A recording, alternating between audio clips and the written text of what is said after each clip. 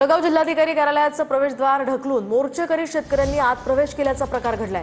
जिल्हाधिकारी कार्यालयामध्ये प्रवेश न दिल्यामुळे शेतकऱ्यांचा संताप झाला। याच वेळी बच्चू कडूंसह मोठ्या संख्येने संतप्त शेतकरी जिल्हाधिकारी कार्यालयामध्ये दाखल झाले। जिल्हाधिकाऱ्यांच्या दालनाकडे जायला विरोध केल्यामुळे हे शेतकरी संतप्त झाले होते।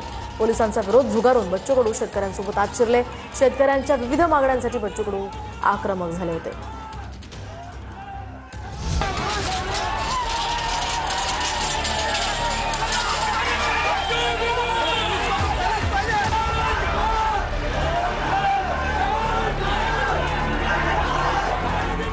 जळगावात कलेक्टर ऑफिसचं गेट ढकलत बच्चू कडूंसह शेतकऱ्यांनी आतमध्ये प्रवेश केला।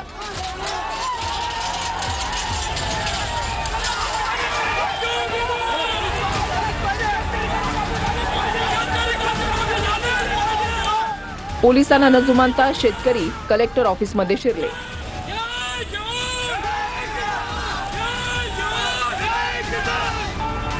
जिल्हाधिकाऱ्यांच्या दालनाकडे जाण्यास बच्चू कडूंना पोलिसांनी विरोध केला।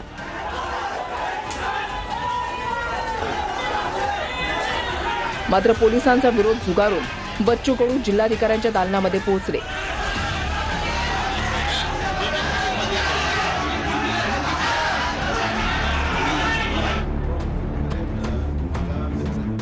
केळीच्या भावातली घसरण आणि कर्जमाफी या शेतकऱ्यांच्या मागण्या होत्या। जिल्हाधिकाऱ्यांनी मोर्चाच्या ठिकाणी येत मागण्यांचं निवेदन स्वीकारावं अशी शेतकऱ्यांची मागणी होती।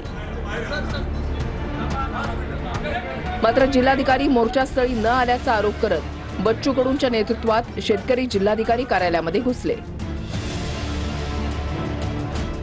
एक सेकंड सर, आपण सगळे विषयावर चर्चा करू। आता आपण इकडे आलेले आहोत, आपण सगळे विषयावर चर्चा करू। संबंधित अधिकारी आता तो आमचा मान अपमान बाजूला ठेवू। चला आता प्रश्न कलेक्टर तुम्हाला आले असतं काय वाईट झालं असतं? असं नाही सर, आपण लोक कल्याणकारी अधिकारी म्हणून आहे ना।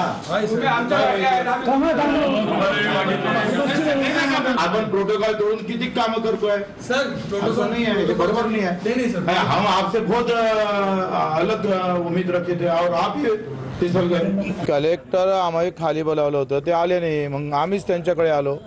असं तर काही नाही आहे ना 20 जण आले पाहिजे का 10 जण आले पाहिजे, असं काही नियम आहे का? कलेक्टर खाली आले असतं तर आम्ही वरती आलो नसतो। ते खाली नाही आले म्हणून आम्ही वरती आलो। पोलिसांनी या ठिकाणी बळाचा वापर केल्याचं पाहायला मिळालं। कसं आहे ते, शेतकऱ्याची अवस्था अशी आहे जसा जंगलातला वाघ असतो ना, तो हरणाले खाऊन टाकतं, बडी मछली छोटी मछली को खाता है, तशी अवस्था आहे आज आमची।